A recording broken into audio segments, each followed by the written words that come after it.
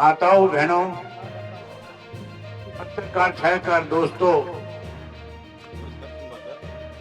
मेरे से पहले सब साथियों ने आपके बीच में इस धरने को लेकर के सरकार को चेताने का जहां काम किया, वहीं आपको भी ये विश्वास और भरोसा दिलाया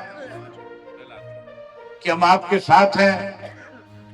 जो फैसला आप लेंगे, हम उस फैसले पे फूल चढ़ाने का काम करेंगे। साथियों, मैं पहले भी आके गया था, जब धरने को मुश्किल से 10 दिन हुए थे। आज 52वें दिन में प्रवेश करके 10 दिन और इस 52 दिन के 42-40 दिन के उपरांत बहुत सारी इस तरह की घटनाएं घटी जो मैंने सोशल मीडिया के माध्यम से भी देखी। अनेक साथियों से बातचीत करके पूछता रहा कि धरने में क्या हो रहा है। एक वक्त मुझे इस किस्म के हालात नजर आ रहे थे कि धरना कहीं राजनीति की भेंट ना चढ़ जाए। मैंने उमेश जी से कहा कि आप जाओ और धरना कमेटी के जो सदस्य उनसे मिलो और उनसे खुल करके एक बात कहो कि हमारे बीच में जो ये राजनीतिक लोग आ रहे हैं, जो कहीं ना कहीं अपनी राजनीतिक रोटियां सेकना चाहते हैं, जो राजनीतिक भाषा से किसी पे कटाक्ष करके उन्हें कमजोर और बदनाम करना चाहते हैं, ऐसे लोगों की जुबान बंद हो। उसके लिए धरना कमेटी के लोगों से आग्रह करो कि आपको इस तरह का फैसला लो कि कोई भी राजनीतिक व्यक्ति हमें समर्थन तो दे सकता है, लेकिन किसी के ऊपर कटाक्ष करे, धरने को कमजोर करे, हम उस चीज को बर्दाश्त नहीं करेंगे। और ये बात जब उमेद ने धरना कमेटी के लोगों के सामने रखी, तो मैंने अगले दिन जो सोशल मीडिया के ऊपर देखा, कमेटी के इस धरना के संचालन करने वाले अनूप सिंह जी ने खुल करके ये बात कही कि कोई भी व्यक्ति आकर के किसी भी खाप से, किसी भी संगठन से, किसी भी किसान यूनियन से, किसी भी राजनीतिक दल से हमें समर्थन तो दे सकता है, लेकिन यहाँ किसी पे कटाक्ष करेगा तो हम उसको इस चीज की इजाजत नहीं देंगे। मैं आपको इस बात के लिए बधाई देता हूं। हमारा धरना तभी मजबूत होगा, हमारी बात तभी सरकार मानेगी जब हमारा भाईचारा इकट्ठा होगा, हमारी ताकत बड़ी होगी।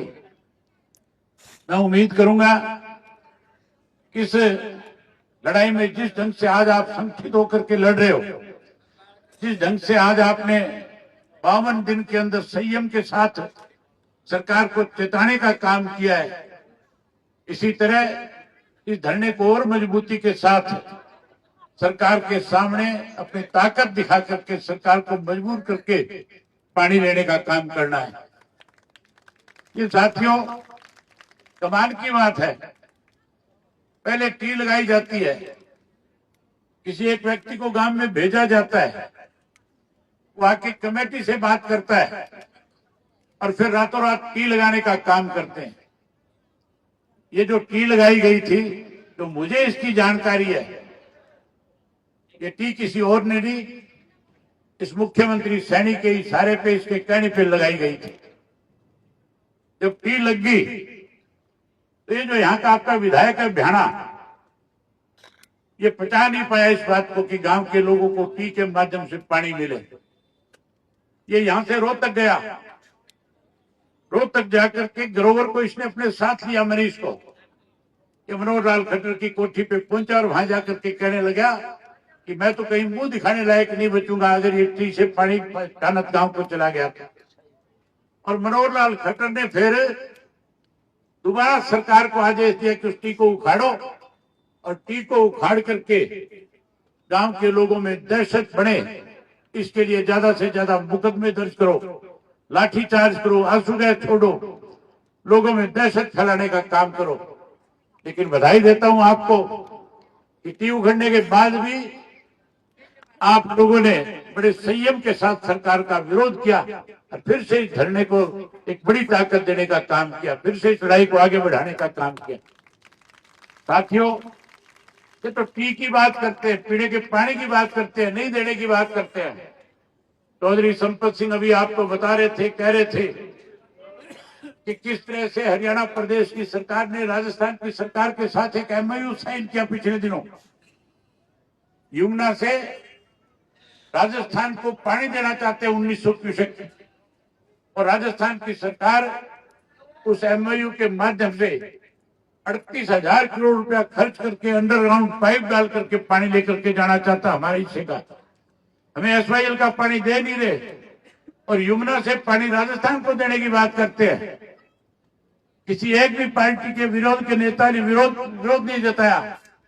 विरोध इसलिए नहीं जता पा रहे कि सन 1994 में कांग्रेस पार्टी ने भी इस तरह का फैसला लेकर के हमारे हिस्से का पानी राजस्थान को देने की बात कही थी।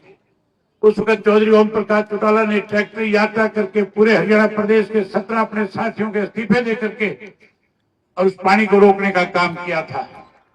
आज फिर ये बीजेपी वाले हमारा पानी उनको देना चाहते हैं। हमारा जो अधिकार है, हमारा हक है, पीने का पानी है, वो हमें दे नहीं रही है। आज हमारी पार्टी की बैठक है, हम उस बैठक के अंदर इस तरह का सख्त निर्णय लेंगे। यहाँ चैनत को पानी तो नाक रगड़ करके सरकार से लेकर के देने का काम करेंगे। और वही जो राजस्थान को हमारे हिस्से का वहां से 1900 क्यूसेक पानी जो देने की बात कर रहे हैं, एक इंच पानी भी जब तक एसवाईएल का पूरा पानी हमें नहीं मिल जाएगा, हम हरियाणा प्रदेश से बाहर नहीं जाने देंगे, चाहे हमें उसके लिए कितनी बड़ी कुर्बानी करनी पड़े। सरकार में बैठे लोग बारी बारी से कहते हैं, मंत्री बयान देता है, भ्याना भी प्रेस कॉन्फ्रेंस करता है, छाछ तो बोले सो बोले, छाजनी भी बोल रही है। हैरानी की बात है, इसी भ्याना ने कांग्रेस में रहते हुए, कांग्रेस का जब एमएलए था, हुड्डा की सरकार में था, इसकी सीडी बनाई गई थी जिसमें रिश्वत के रूप में पैसे मांग रहा था, कह रहा था कॉलोनी के लाइसेंस दे दूंगा, इतने पैसे लगेंगे। बीजेपी की सरकार इसने इसके खिलाफ कार्रवाई नहीं करी कि बीजेपी में शामिल हो गया। लेकिन सरकारें बदलती रहती, आनी जानी चीज है। जिस दिन इंडियन नेशनल लोकदल पार्टी प्रदेश में सत्ता आ गई, इस भ्याना की जगह हांसी के अंदर नहीं, हांसी में बनने वाली नई जेल के अंदर होगी। जहां तक टी की बात है, साथियों ये कहते हैं, कानून सिखाते हैं कि टी लगाई नहीं जा सकती अमृत 2 योजना के तहत। मैं आपको बता देता हूं, भिवानी शहर के अंदर पानी देने के लिए जहां आपके मिताथल से एक नहर, एक पाइपलाइन का निर्माण किया गया था, उसके अंदर बीच के अंदर नाथुवास गांव आता है। नाथुवास के गांव के लोगों ने जब कहा कि हम यहाँ से पाइपलाइन तब जाने देंगे जब हमें टी से पानी दिया जाएगा, इसी सरकार ने नाथुवास में टी लगा करके पानी देने का काम किया था। मैं आज सरकार को इस बात की चेतावनी देता हूं कि हांसी के अंदर पानी तभी जाएगा जब चेतन के अंदर टी लग जाएगी और चेतन के लोगों को पानी मिल जाएगा। साथियों, ज्यादा कुछ ना कहते हुए एक बार फिर आपको ये विश्वास और भरोसा दिलाने के लिए आया हूं कि आपके साथ हैं, साथ रहेंगे। जो फैसला आप करोगे उस फैसले पे फूल चढ़ाने का काम करेंगे। हम कभी अपनी बात से पीछे नहीं हटे। मैं आपको एक ही बात बता करके आपसे इजाजत लेना चाहूंगा। ये सुरेश कोट आपके बीच में बैठा है। अरे एक मिनट, ये सुरेश कोट आपके बीच में बैठा है। कोट साहब 1 मिनट आना इधर। ठीक है, बोलिए। बताना चाहता हूँ, बैठ जाए कि जब किसान आंदोलन चल रहा था, उस किसान आंदोलन के दौरान मैं सिरसा से ट्रैक्टर ट्रालियों के काफिले में हजारों लोगों को साथ लेकर के किसान आंदोलन में पहुंचा था। और जब मैं किसान आंदोलन में पहुंच गया तो पहुंचने के बाद रात का समय था। हम सारे साथी वहां पहले से हमने टेंट लगवा रखे थे, टेंट के अंदर बैठे थे। कोच साहब आए, इन्होंने आकर के मुझे कहा कि मैं सारे किसान संगठनों की तरफ से आपसे बात करने के लिए आया हूं। मैं इनकी बात को भांप गया था। मैंने पूछा, बताओ क्या चाहते हो? ये मुझे कहने लगे कि चौधरी देवीलाल, अगर आपकी जगह पे आज होते तो हर हालत के अंदर कोई बड़ा फैसला लेकर के इस आंदोलन को बड़ी ताकत दे देते।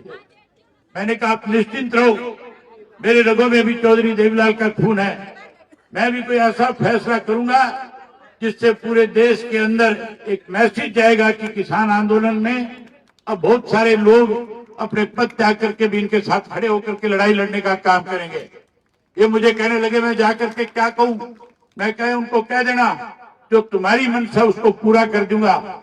मैंने इनसे पूछ लिया बताओ क्या मंशा है उनकी, कहने लगे वो आपका त्याग पत्र चाहते हैं। ये गवाह इस बात के, मैंने उनसे उसी वक्त वायदा कर दिया था, कह दिया था मैं अपने इलाके के लोगों के बीच में जाऊंगा और हर हालत में त्याग पत्र देकर के आपके साथ खड़ा हो जाऊंगा। आज आपको भी